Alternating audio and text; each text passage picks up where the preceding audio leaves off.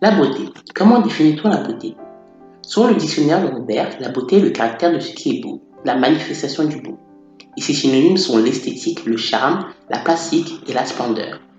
L'esthétique est une discipline de la philosophie ayant pour objet les perceptions, les sens, le beau, ou exclusivement ce qui se rapporte au concept de l'art. L'esthétique correspond ainsi au domaine désigné jusqu'au XVIIIe siècle par science du beau ou critique du goût et devient depuis le XIXe siècle la philosophie de l'art. Elle se rapporte par exemple aux émotions provoquées par une œuvre d'art, certains gestes, attitudes, choses, jugements de l'œuvre, à ce qui est spécifique ou singulier à une expression, à ce qui pourrait se définir comme beau par opposition à l'utile et au fonctionnel.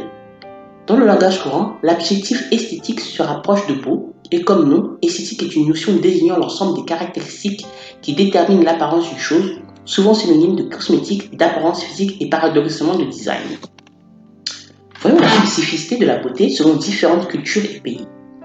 Au-delà de l'esprit, les Malgaches possèdent également quelques parades de séduction. Par exemple, lorsque la température atteint les sommets, les femmes s'étalent une mixture sur la peau faite de poudre de bois de santal et d'eau.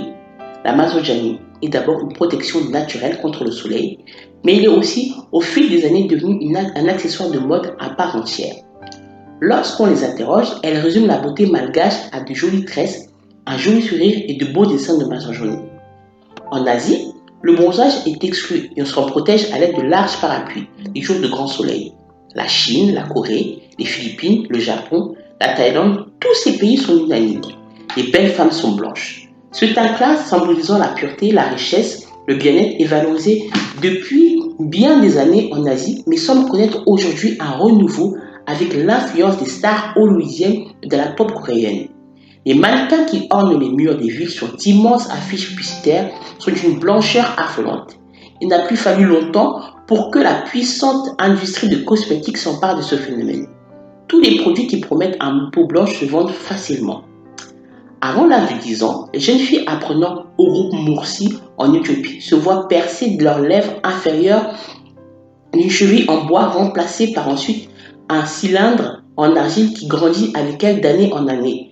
Certains ornements peuvent aller jusqu'à 12 cm de diamètre. Ce disque appelé débit est considéré comme un véritable bijou pour cette tribu et est souvent décoré de jolies gravures. Ces ornements labiaux servent avant tout de parade de beauté et de séduction.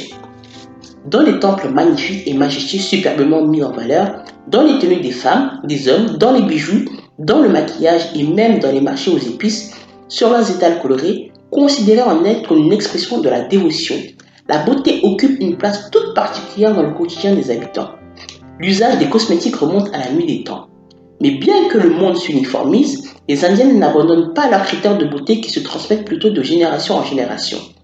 Encore aujourd'hui, les teintes doivent être claires, symbole d'appartenance à une caste élevée. Les cheveux des femmes doivent être noirs, longs et bien épais. La peau doit être lisse, claire, sans imperfection. Pour cela, les Indiennes utilisent des produits naturels qu'elles fabriquent elles-mêmes à base de terre ou d'épices, rejetant tous les produits de beauté en provenance de l'Occident.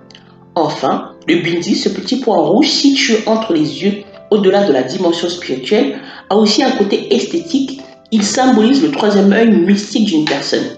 Il est devenu aujourd'hui un véritable accessoire de mode. Les femmes n'hésitent plus à le remplacer par le kumkum, la poudre rouge faite à base de feuilles, par un autocollant assorti à leur sari. Les Colombiens ont la réputation d'être les plus belles femmes du monde. Il est vrai qu'elles se rapprochent fortement des critères de beauté universels. Longs cheveux, teint hâlé, fessiers rebondis, poitrine généreuse, menu voire mince. Cette quête de la plastique parfaite est d'ailleurs considérée pour certaines Colombiennes comme la clé du succès, le secret des ascensions sociales dans le pays. Être belle devient un passe-droit pour beaucoup de choses et participe indéniablement à obtenir une bonne situation. Les citadines passent beaucoup de temps dans les salons de manicure et coiffure, ce sont les dictats de la beauté colombienne. Bien qu'on ne le puisse pas mettre tous les pays du continent dans le même panier, une tendance se démarque tout de même en Afrique centrale en termes de critères de beauté. Pour être considérée comme belle, une femme doit avoir des rondeurs, voire en surpoids. Ici, la minceur est associée à la malnutrition, à la maladie, tandis qu'une femme bien en chair est contraire associée à la richesse. Car au-delà d'être un critère de beauté indéniable pour l'Africaine, c'est aussi le témoignage de la réussite sociale de son mari. Aujourd'hui, de nombreux concours de beauté sont organisés dans plusieurs pays d'Afrique, récompensant les femmes fortes et un corps naturel et harmonieux. Un proverbe mort dit même qu'une femme occupe dans le cœur une place égale à son volume.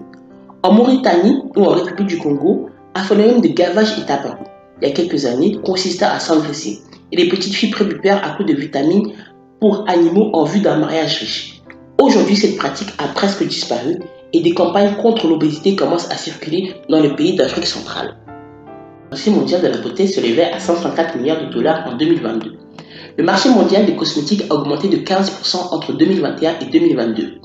L'Asie du Nord détient la plus grande part du marché des produits de beauté et des soins personnels, soit plus d'un tiers du marché. L'Amérique du Nord suit avec environ 26%, tandis que l'Europe représente 22%. Par exemple, le marché mondial des produits capillaires dépassera une valeur substantielle de 75 milliards de dollars en 2020. Intéressons-nous en détail aux origines des produits esthétiques et cosmétiques que les femmes mettent et leurs conséquences. Les extensions. Dans l'Égypte ancien, améliorer son apparence relevait aussi d'un sens spirituel. Une perruque volumineuse sculptée dans la cire d'abeille exprimait un symbole très fort qui reliait son porteur à Hathor, la déesse des festivités et de l'amour. Les Égyptiens préféraient se raser le crâne. Les puissants et les riches se faisaient confectionner des perruques en cheveux travaillés, pris aux esclaves qui coiffaient lors des cérémonies. Cette coutume se perpétua y compris auprès des dynasties blanches après la Récession vers moins 1800. En Inde, quand je suis en Europe, quand je suis en Afrique, tout le monde parle de ces cheveux qui viennent de l'Inde. Alors pourquoi? Je cherche sur Internet, je trouve une entreprise qui vend. Je regarde les prix très lisses, très beaux. Je dis, waouh, c'est magnifique. J'envoie les prix aux gens qui me disent, oh non, en tout cas, il y a une grosse marge qu'on peut se faire. Je me dis, bon, surtout que je dépense beaucoup pour ce voyage, que je suis venu en catastrophe. Récupérer un peu là, ce serait quand même pas mal. Et là, je croise un autre Indien qui m'explique enfin pourquoi je ne trouvais aucun magasin en Inde. Il m'a dit, nous les Indiens, on met pas ça. Et j'ai dit, mais pourquoi vous mettez pas ça? Il a dit, non, on met pas ça. Tous les cheveux que tu vois là, c'est pour l'exportation. Donc, ceux que tu dois trouver, ce sont les usines qui font l'exportation. J'ai dit, ah, ok. Il m'a amené, j'ai vu. Dégueulasse. Des touffes de cheveux avec des poux. Chaque jour, les 10 coiffeurs du temple rasent environ 150 personnes chacun. Je dirais 10 enfants, 10 femmes, et le reste, ce sont des hommes. Les cheveux sont ensuite vendus aux enchères et exportés hors du pays. Je vous dis, dégueulasse. Mais ils ont un procédé chimique lorsqu'ils mettent ça, ils mélangent les cheveux, après ça devient bien, tout ça, les poux partent et tout ça.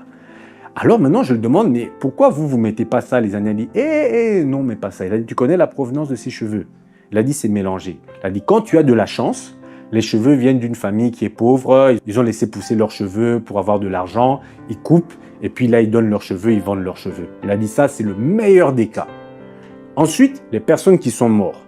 Les personnes qui meurent, on coupe leurs cheveux, les donne. Et ça, ce n'est même pas encore le plus grave.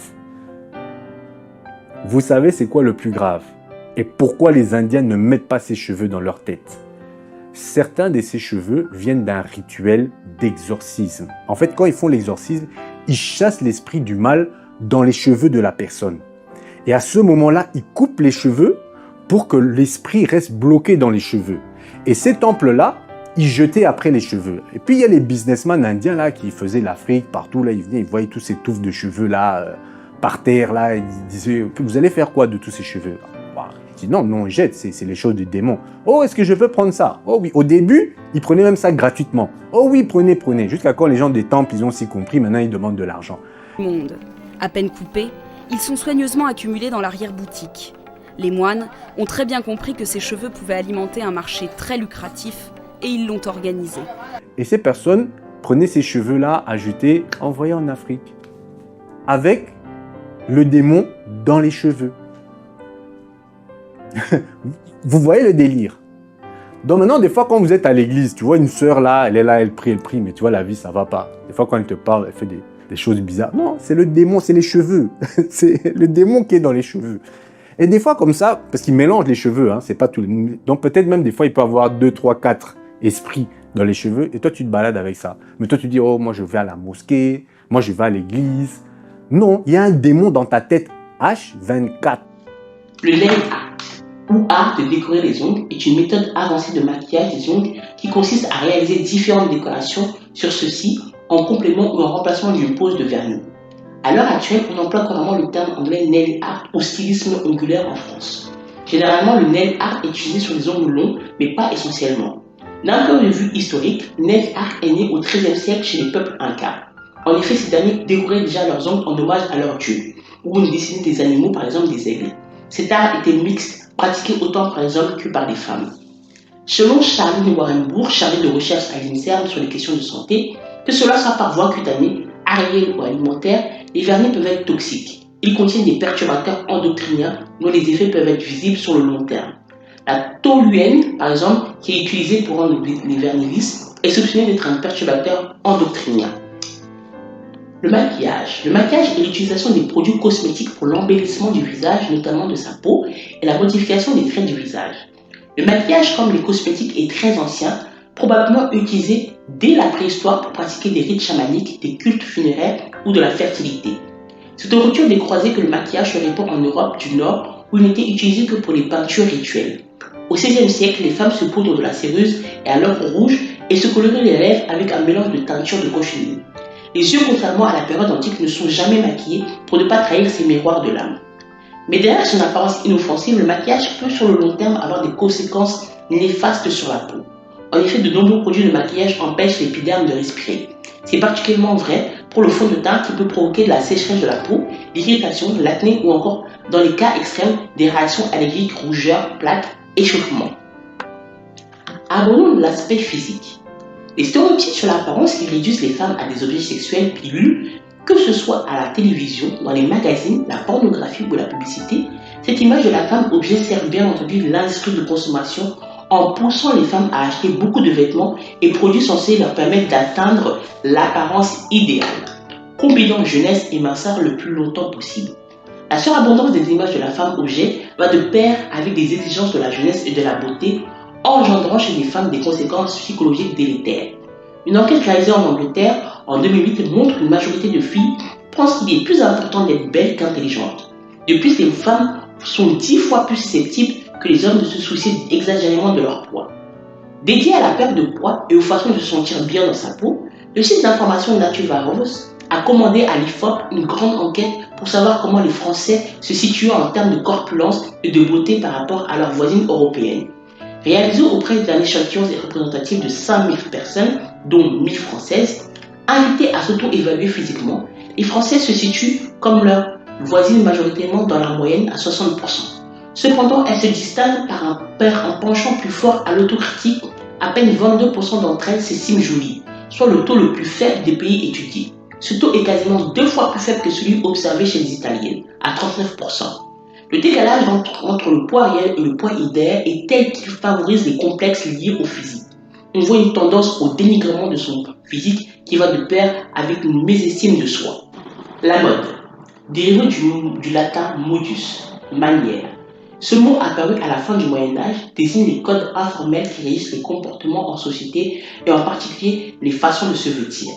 La tradition anglaise fashion dérive d'ailleurs du français façon. Charles Frederick Worth était un créateur de mode anglais qui a fondé la maison Worth, l'une des plus grandes maisons de couture du 19e siècle et du 20e siècle. Il est considéré par de nombreux historiens de la mode comme le père de la haute couture. On attribue également à Worth le mérite d'avoir révolutionné le secteur de la mode. Il fut le premier à remplacer les poupées de mode par des modèles vivants afin de promouvoir des vêtements auprès des clientes. Il a créé une jupe courte à la suggestion de l'impératrice Eugénie qui aimait les longues promenades mais pas les jupes longues. Cette idée a d'abord été considérée comme trop radicale, voire choquante, car elle arrivait à la cheville. Mais ses avantages pratiques ont fait qu'elle a été adoptée au fil du temps. On pourrait dire que la mode c'est la nouveauté, l'originalité, parfois même une provocation contre l'ordre établi, en rupture avec les traditions. C'est un précieux indicateur de l'évolution de notre société. Les vêtements servent à cacher le corps. Les raisons pour le faire varient fortement selon les cultures et le temps. Elles sont individuelles et sociales, c'est-à-dire afficher un statut ou une posture morale. Les vêtements peuvent aussi jouer le rôle inverse, le mettre en valeur à des fins séductrices. En effet, nous pouvons difficilement corriger notre apparence physique, alors que l'habillement, lui, est aisément modifiable. En jouant avec les vêtements que nous portons, nous pouvons facilement mettre en valeur nos atouts physiques et faire en sorte que nos défauts soient le moins visibles possible. Ce phénomène n'est pas nouveau, et dès l'Antiquité, les femmes se bandaient les seins avec une étoffe afin de répondre aux critères esthétiques de l'époque. Certains vêtements sont extrêmement conçus pour orienter le regard vers les attributs sexuels, les valoriser ou pour simplement les laisser transparaître et suggérer. En 200 ans, la mode féminine a beaucoup évolué. Au 19e siècle, les souliers des femmes sont enfermés dans des corsets, des chrysolines encombrants. Peu à peu, et notamment avec les premières guerres, les femmes investissent la sphère publique et libèrent leur mouvement. Fini les vêtements empêchant de bouger, et les vêtements avec des tissus légers soulignant les courbes font leur apparition. La femme se dénude de plus en plus. Mais alors, quelle est la véritable beauté? Quelle est la véritable beauté? Ça, c'est une très bonne question. Bonjour, je suis la sœur Marie. Vraiment, nous bénissons le Seigneur pour vraiment ces recherches qui nous permettent vraiment de comprendre en fait beaucoup de choses. Déjà, comprendre quelle est la beauté.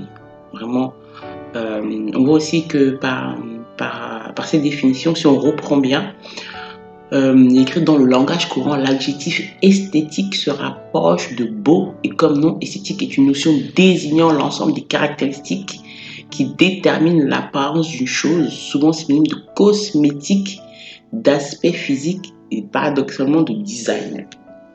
Donc, on comprend que la beauté, ça vient d'esthétique. Et que cosmétiques, les cosmétiques qu'on voit dans nos vies de tous les jours, est vraiment un synonyme d'esthétique. On comprend aussi que selon les cultures et selon les pays, on a une perception différente de la beauté. C'est-à-dire qu'en Asie, c'est la peau blanche. Dans les pays africains, ce sont les rondeurs. Enfin, dans les pays indiens, les longs cheveux. Enfin, donc, il n'y a pas, le monde ne nous présente pas un seul modèle de la beauté. En fait, il y a plusieurs modèles selon la culture et selon le pays. Et on comprend aussi que c'est un marché mondial, c'est-à-dire qui pousse en fait qui pousse à la consommation, qui pousse les femmes vraiment à acheter, qui pousse les femmes à devenir des femmes objets, parce que au fil des temps, on comprend que la manière de s'habiller est différente, les femmes se dénudent de plus en plus, la façon de se maquiller, et que on cherche en fait à chaque fois à être selon en fait, à avoir une apparence légale, l'apparence idéale, à se conformer au temps, à se conformer à l'époque. Donc vraiment, on comprend vraiment que c'est vraiment une image, un modèle qui est donné en fait à la femme. Parce que il y a certains vêtements aussi qui sont conçus pour attirer, pour valoriser, pour laisser suggérer ces formes, et au fil du temps on comprend aussi que ces vêtements deviennent de plus en plus courts, quoi. Et vraiment ce travail de recherche nous rappelle vraiment dans Genèse 3, quand Yahweh lui dit à la femme: pourquoi as-tu fait cela? Et la femme dit: le serpent m'a trompé et j'ai mangé. Et quand on regarde bien et qu'on revient encore vraiment sur le sujet, on parle d'un marché. On parle d'un marché, on parle de cosmétiques, on parle d'aspect physique, on parle un jugement de l'œuvre, on parle en fait d'un modèle qui nous a donné pour pousser les gens à la consommation. Ça veut dire que en plus de cela, on ne dit pas, on n'explique pas d'où ça vient. Parce que quand on regarde bien pour les différentes origines, ça vient souvent toutes ces pratiques-là, le maquillage, le nail art, les cheveux, les rajouts de cheveux, toutes ces pratiques-là viennent des choses ont un aspect spirituel derrière. C'est-à-dire que ce sont le culte funéraire, des cultes pour rendre hommage à des dieux. Mais on n'explique pas l'origine, mais on nous pousse à la consommation. On nous pousse à les acheter. On nous montre des femmes à l'apparence idéale, à l'apparence qui font du 38 ou du 40 avec des formes parfaite. Et du coup, quand la femme voit ça, elle se dit que je ne suis pas jolie parce que j'ai des formes. Je ne suis pas jolie parce que j'ai un nez qui est un peu différent des autres, ou parce que je n'ai pas de cheveux lisses, ou parce que j'ai des cheveux crépus, ou parce que je n'ai pas la peau blanche, ou parce que j'ai la peau noire, ou parce que j'ai des grands pieds ou des petits pieds. En fait, je ne suis pas à l'image de ce que le monde veut me montrer. Donc, quand Ève dit, quand le Seigneur dit, mais pourquoi as-tu fait cela? Le serpent m'a trompé. Oui, ça c'est le serpent qui veut nous tromper. Parce qu'à la base, ce n'est pas ce que le Seigneur a créé. Parce que personne ne connaissait le visage de Ève. Personne ne connaissait les formes de Ève. On ne savait pas si elle était petite ou elle était grande, si elle avait des rondeurs, si elle était mince. On ne savait pas si elle était blonde, brune. On n'avait pas ces aspects physiques. Mais, donc, il est écrit que le serpent m'a trompé. Oui, parce que le serpent veut nous donner une image selon le monde. Il veut nous vendre des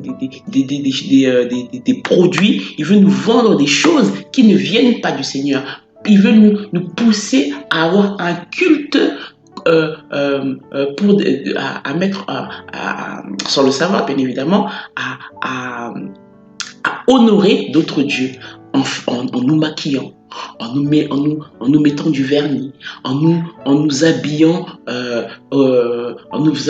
quand on voit par exemple pour les vêtements, c'est un monsieur qui a commencé en fait à utiliser des femmes en tant que mannequins. Alors là-bas c'était des poupées. Il a commencé à rétrécir les vêtements des femmes et au fur et à mesure du temps, on ne voulait plus s'embarrasser de choses de robes longues. Donc on va commencer à mettre des robes courtes. Du coup, non, la femme veut se libérer. Bon, on va commencer à séduire, à mettre des vêtements.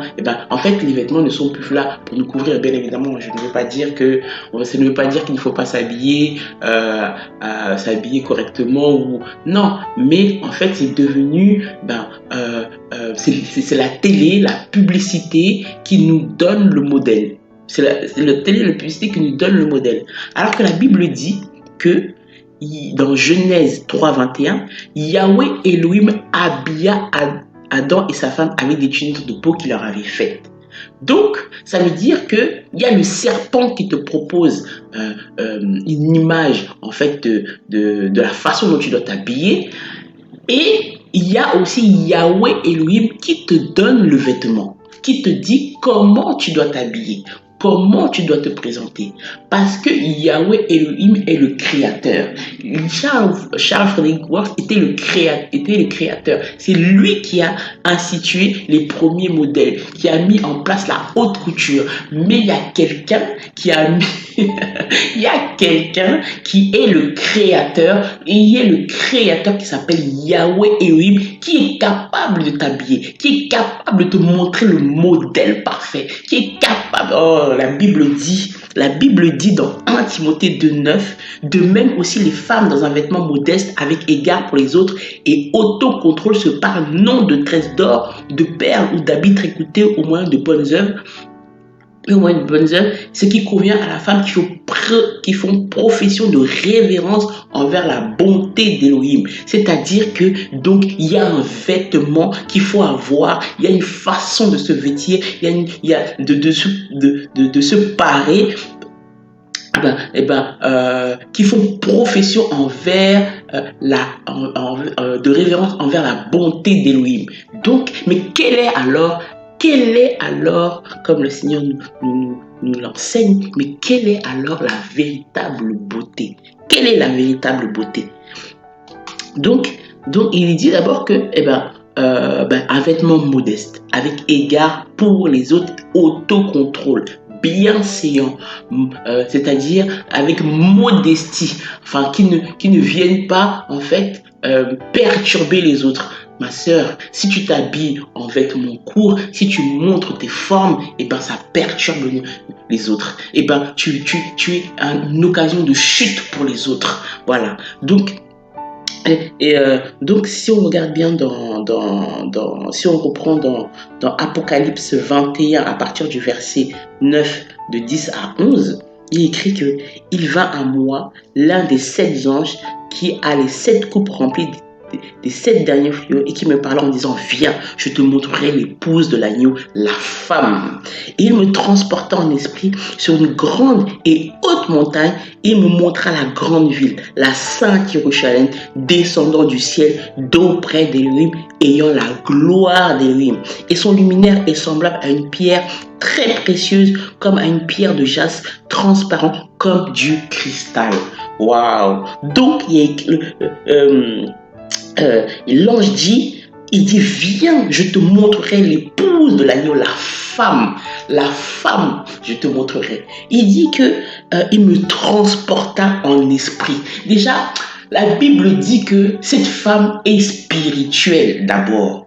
Donc, elle ne va pas s'arrêter sur le physique. Il n'y a pas écrit, viens, je te montrerai comment elle est habillée. Viens, je vais te montrer ses formes. Non, viens, je vais te montrer ce qu'elle a sur le visage. Il y a écrit, il la transporta en esprit. Donc, c'est d'abord, c'est une femme spirituelle d'abord.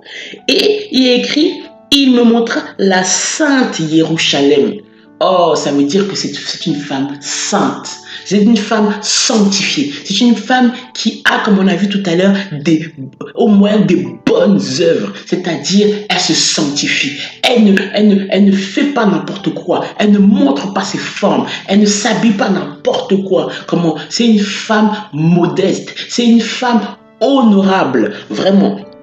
Il écrit aussi que descendant du ciel d'auprès d'Élohim. Donc, c'est une femme qui se tient à la brèche, qui est au pied, qui est à côté d'Élohim, qui est à côté du Seigneur, qui est dans l'intimité à côté du Seigneur, ayant la gloire d'Élohim. Waouh!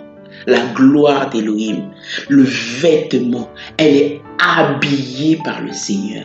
Elle est habillée, elle est dans la présence du Seigneur. Elle était dans la présence du Seigneur. Il n'y a pas écrit qu'elle avait tel vêtement. Il y a écrit qu'elle était... D'ailleurs, elle a passé du temps avec le Seigneur avant sa rencontre avec son époux. Avant que son époux, là, il a dit, voici l'os de mes cheveux, il a vu son intérieur, il n'a pas vu son aspect, il n'a pas regardé son aspect physique. On voit dans le monde beaucoup de femmes belles, jolies, habillées, maquillées, montrant leur forme. Mais est-ce que c'est pour ça qu'elles réussissent leur mariage?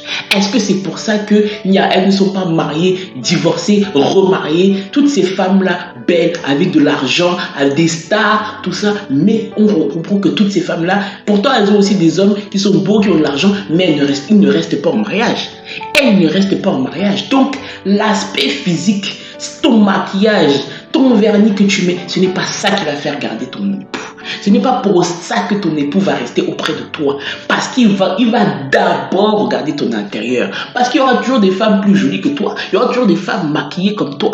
Mais il va d'abord regarder ton intérieur. Quelles sont tes œuvres?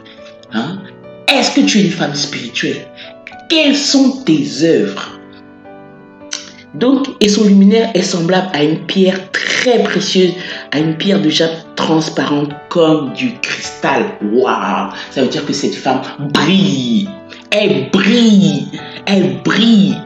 Oh Seigneur, merci. Merci. Oh, que nous puissions vraiment comprendre là où le Seigneur veut nous emmener, là où le Seigneur veut nous interpeller. Parce que c'est vrai, d'apparence comme ça, on peut se dire, oh, on exagère quand même, c'est rien, c'est du vernis, c'est du maquillage, c'est rien quand même. Ce ne sont que des...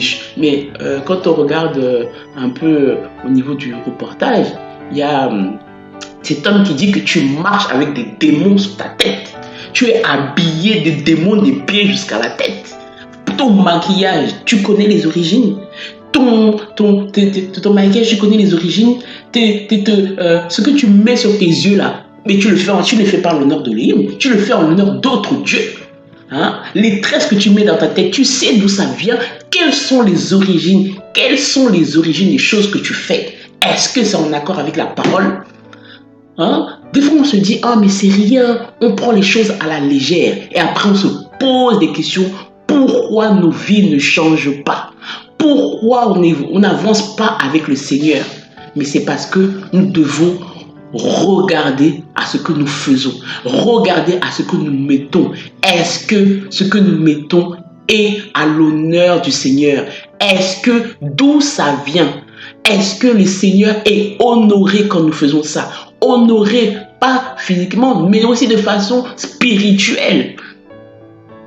Mais alors, quelle est la véritable beauté?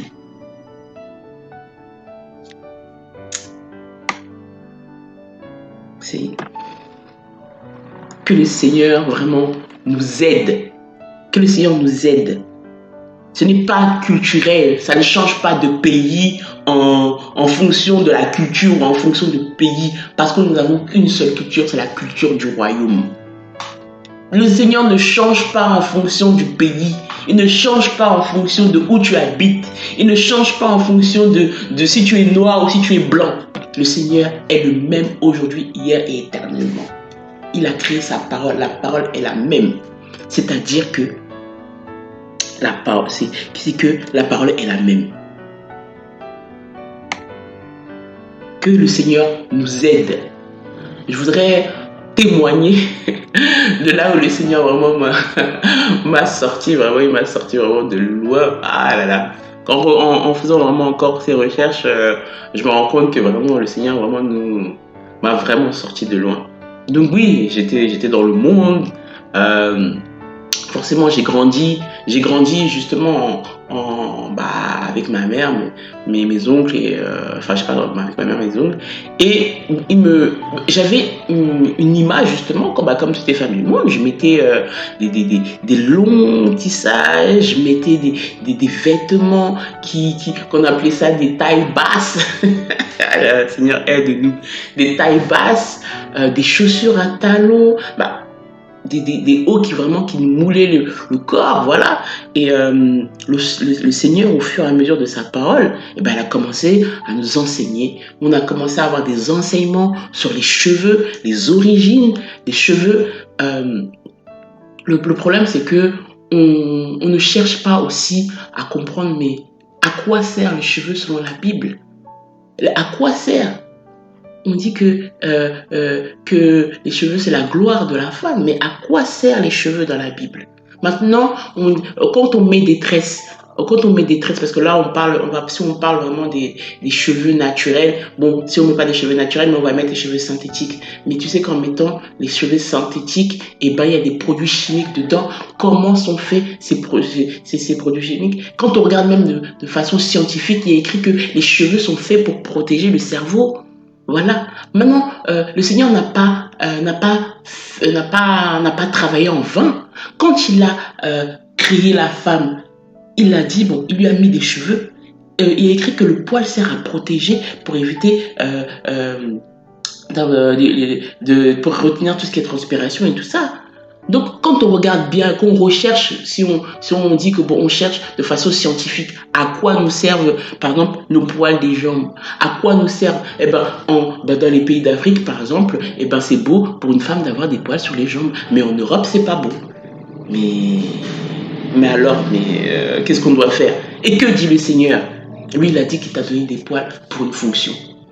C'est pour te protéger. Maintenant, toi, l'ennemi vient te dire, enlève. Et c'est comme ça que tu peux commencer à attraper des maladies. Parce que tu n'es plus protégé. Cherchons à savoir d'où ça vient. Donc le Seigneur vraiment m'a sorti de là. Il m'a enseigné sur que ce n'est pas bon de porter ce genre de cheveux, justement au travers aussi de différents prédicateurs, au travers de différentes recherches. Va chercher pourquoi ce n'est pas bon de mettre ces cheveux-là. Voilà, parce qu'on était des occasions de chute. Et on pensait, et c'est pas pour autant et puis aussi, j'étais une femme très mince. Et du coup, avec prendre du poids, pour moi, c'était compliqué. Je me suis dit, mais Seigneur, mais je ne suis pas belle. Je ne suis pas belle parce que j'ai grossi. Parce que j'ai pris du poids. Donc, je deviens complexée. Et beaucoup de femmes sont dans ce genre de situation. Beaucoup de femmes. et on n'arrive plus à assumer parce qu'on a l'impression que tout le monde nous regarde tellement on a des complexes parce qu'on ne ressemble pas à la femme qui est à la télé, qu'on ne fait pas du 38. Hein? Et donc pour moi c'était très compliqué parce que avoir des complexes, c'est-à-dire qu'on ne s'aime pas, on a une mésestime de soi. Hein? Alors au lieu de regarder à ce que lui le Seigneur a fait, on regarde, on est dans l'esthétique, le jugement, la critique du goût. C'est-à-dire que tu n'es pas belle parce que tu ne ressembles pas à l'image qui est donnée dans les publicités. Donc, quand on ne s'aime pas, on n'arrive pas à aimer les autres. Hein. On a du mal en fait. Parce que quand on n'arrive pas à s'aimer, on n'arrive à rien faire. On n'a pas, parce qu'on se dit toujours, on reste sur le regard des autres. Je ne fais pas parce que, qu'est-ce que les autres vont penser? Je ne fais pas parce que, ils vont dire ça. Il va y avoir un jugement, il va y avoir une critique. Donc je ne fais pas. On reste complexé. Et quand le Seigneur va te dire, va faire ça, tu vas dire, non, je ne le fais pas. Seigneur, parce que j'ai peur du regard des autres. À cause des complexes, à cause du fait qu'on a l'impression que l'image qu'on donne, que le monde nous donne, c'est la bonne image. Alors que le Seigneur t'aime comme il t'a créé. C'est comme ça qu'il t'a créé. Tu vois. Donc, il faut qu'on fixe nos regards sur le Seigneur. Donc, le Seigneur m'a sorti les complexes, les faux cheveux, les vêtements moulants. Je pensais que c'est comme ça que j'allais avoir un époux. Mais je n'ai pas. C'est-à-dire qu'il y a eu une succession d'hommes dans ma vie. Je dis, et je pensais que. Parce que je croyais que j'étais trop belle. Oui, je faisais du 38. Mais les hommes passaient, ils ne restaient pas. Parce que mon intérieur n'était pas beau. Je n'avais pas les bonnes œuvres. Je n'avais pas le Seigneur dans mon cœur. Je n'avais pas les bonnes œuvres. Je n'étais pas une femme selon le Seigneur. Donc il a fallu que le Seigneur me travaille, qui me travaille. Non, ce n'est pas l'apparence physique, mais c'est les bonnes œuvres qui font en sorte que ton mari qui se reste. Tu peux être belle, tu es la plus belle femme du monde, mais ça ne veut pas dire que ton mari va rester. Ça ne veut pas dire que le Seigneur t'agrée. Parce que ce qu'il faut, c'est que le Seigneur t'agrée. Agrée ta vie. Que tu aies un parfum de bonne odeur pour le Seigneur. Oh Seigneur, aide-nous. Donc vraiment, je veux bénir le Seigneur parce que vraiment, il nous sort chaque jour de ce que nous pensons. Il nous sort chaque jour de la culture. Il nous sort, Seigneur, il nous sort vraiment des choses que le monde nous enseigne. Quand une femme, que le serpent ne te trompe pas. Que le serpent ne te trompe pas. Va auprès du Seigneur. Cherche les origines des choses que tu fais. Ce n'est pas l'apparence physique, ce n'est pas le maquillage. D'ailleurs, comme en regardant les origines, le maquillage, le nail art et tout ça, ce n'est pas ça qui va te sauver. Ce n'est pas ça qui va te rendre belle. Mais c'est la présence du Seigneur. C'est la gloire du Seigneur qui va te rendre belle. Et quand ton mari te regardera, quand cet homme te regardera, il va regarder, il va dire, comme Adam a dit, voici l'os de mes os, la chair de ma chair. Et on l'appellera femme. Que le Seigneur soit béni.